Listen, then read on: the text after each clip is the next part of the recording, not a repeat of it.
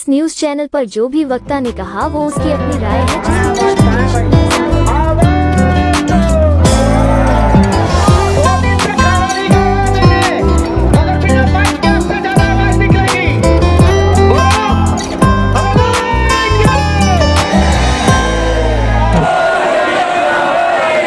राकेश कुमार जी हमारे बीच में हैं, एचएमएस के साथी हैं, वो बात करेंगे। राकेश जी। राकेश जी ऐसी क्या नौबत आ रही है कि आप लोगों को कितने जाना पड़ा?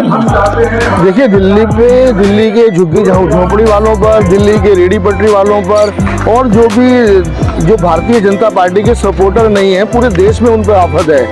झुग्गी झोंपड़ियों पर बिल्डोजर चल रहा है, रेडी पटरी वालों पर भी बिल्डोजर चल रहा है। एक तरफ नगर निगम जो है उनको क्या कहते हैं, उसको बैठने का अधिकार देता है। स्ट्रीट वेंडर्स एक्ट कहता है, स्ट्रीट वेंडर्स एक्ट के तहत उनको अधिकार दिया जाता है कारोबार करने का, और दूसरे दिन उनको अवैध कब्जे के नाम पर उनको हटा दिया जाता है। और इसी तरह से झुग्गियाँ जो 50-50 साल हो गए हैं उनको तोड़ा जा रहा है, बगैर नोटिस के तोड़ा जा रहा है। जबकि ये सरकार जो कहती है कि जहाँ झुग्गी वहीं मकान, लेकिन ऐसा कुछ दिखाई नहीं दे रहा। सवाल यही है कि जो भारतीय जनता पार्टी का सपोर्टर नहीं है उसके ऊपर बिल्डोजर फेंक दो। हालांकि हमारे झुग्गी झोपड़ी वाले भाइयों ने भी गलती की है कि जो 2-2 हज़ार का जो लालच दिया गया और जो हिंदुत्व का जो नारा देते हैं ये लोग, उसमें बह जाते हैं। हमारे गरीब बह जाता है, हमारा दलित बह जाता है, हमारे झुग्गी झोपड़ी वाले बह जाते हैं, रेडी पटरी वाले बह जाते हैं। तो दो चीज़ें हमारे लिए, हमारे लोगों को समझनी होगी, हमारे रेडी पटरी वालों को समझनी होगी, हमारे झुग्गी झोपड़ी वालों को समझनी होगी कि ये सिर्फ वोट लेने के लिए हिंदू का नारा देते हैं। उसके बाद हम झुग्गी वाले हैं, उसके बाद हम दलित हैं, उसके बाद हम मुसलमान हैं, उसके बाद हम रेडी पटरी वाले हैं। ये इनको समझना होगा कि ये चुनावी नारों में जो फंसते हैं, जो लोग फंस जाते हैं, उसी का नतीजा है कि आज पूरी दिल्ली में बिल्डोजर चल रहा है। उन्हें ये मालूम है कि ये गरीब लोग हमारे नहीं है। तो आज तो भारतीय जनता पार्टी ने जो है इंसानियत को दफन कर दिया है, मैं यही कहूँगा। और इसीलिए उन्होंने कहा है कि बस राजनीति जिंदा रहनी चाहिए, उनकी सत्ता बनी रहनी चाहिए, चाहे कुछ भी हो जाए, इंसानियत दफन हो जाए, संविधान दफन हो जाए, कानून दफन हो जाए, सब कुछ दफन करने को तैयार है चाहिए, लेकिन उनकी सत्ता बरकरार रहनी चाहिए। राकेश, देखा गया है कि जहां निगम पार्षद बीजेपी के अलावा अन्य पार्टी के हैं, जहाँ विधायक अन्य पार्टी के हैं, वहां पर इस तरीके की कार्रवाई देखने में आ रहा है।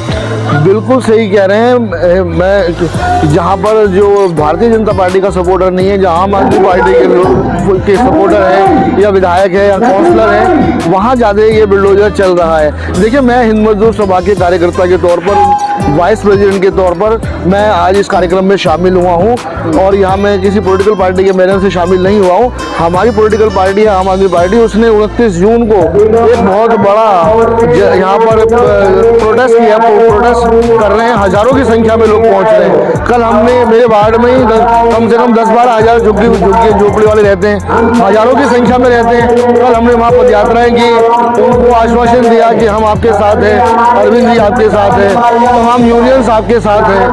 तो हम लोग बराबर प्रोटेस्ट कर रहे हैं, हम बराबर घर बचाओ कारोबार बचाओ अभियान में शामिल है।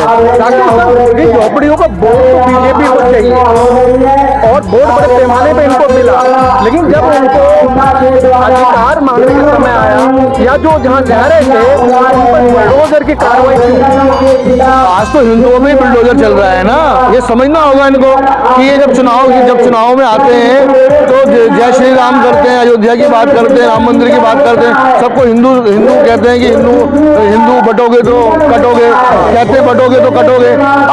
अब क्या हो रहा है? अब तो ये हिंदुओं पर ही अत्याचार कर रहे हैं। इन लोगों ने तो भारतीय जनता पार्टी की सरकार सेंटर में भी बना दी, दिल्ली में भी बना दी, उसके बाद इन हिंदुओं पर जो अत्याचार हो रहा है। तो मैं यही कहना चाहता हूँ कि हमारे जो गरीब गुरबा लोग हैं उनको समझना होगा कि ये हिंदुत्व के नारा हमारे लिए बहुत बड़ी साजिश है, चैलेंज मतलब साजिश है।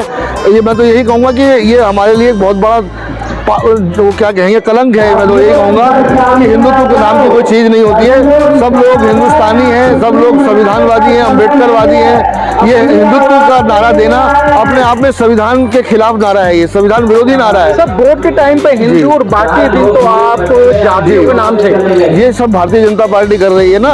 ये हिंदुओं का देश थोड़ी है, ये मुस्लिमों का भी देश है, ये क्रिश्चियनों का भी देश है, ये ईसाइयों का भी देश है। इसमें हिंदुत्व का नारा देना अपने आप में देशद्रोह की धारा लगनी चाहिए। अगर कोई सेकुलर सरकार होती हिंदुस्तान के अंदर तो इन लोगों को जो है देशद्रोह के मामले में जेल जाएंगे, क्योंकि हिंदुत्व की बात करना ही अपने आप में आप एक फिरके की बात करके आप संविधान की हत्या कर रहे हैं, देशद्रोह की बात कर रहे हैं। ये भी एक बहुत बड़ा देशद्रोह है अगर आप हिंदुत्व की बात करते हैं। सर राकेश जी, आप दिल्ली की राजनीति कर रहे हैं और आप निगम पार्षद हैं और आज भी आप निगम पार्षद पति हैं। आपने उत्तर प्रदेश के अंदर देखकर एक कथावाचक की जाति पूछने के बाद में उसके जो जाति हुई है उसको आप कैसा देखते हैं? देखिए, बहुत ही दुखद घटना है कि एक यादव परिवार से, एक यादव समाज से, जो कि एक टीचर था, एक मास्टर था, क्योंकि 90,000 से ज़्यादा यूपी के अंदर स्कूल बंद कर दिए गए, वो लोग बेरोजगार हो गए मास्टर लोग, तो उन्होंने पंडिताई का काम शुरू किया। लेकिन क्योंकि वो पंडिताई जो है ब्राह्मणों के गाँव में कर रहा था, तो ब्राह्मणों ने अपनी जात दिखा दी, अपना गैर इंसानी रूप दिखाया, उसको गंजा किया, उसको औरत के पेशाब से उसके सर पे पेशाब कराया, पेशाब से धुलवाया उसको और उसको मारा पीटा गया। तो ये समझना होगा ना, ये यादव लोग हैं उनको भी समझना होगा, क्योंकि वो भी अपने आप को हिंदू समझने लगते हैं। आज जिस पे 4 पैसे आ जाते हैं वो अपने आप को हिंदू समझने लगता है। ये सब ओबीसी बैकवर्ड में आते हैं और ब्राह्मण इनको नीची जाति का ही समझता है।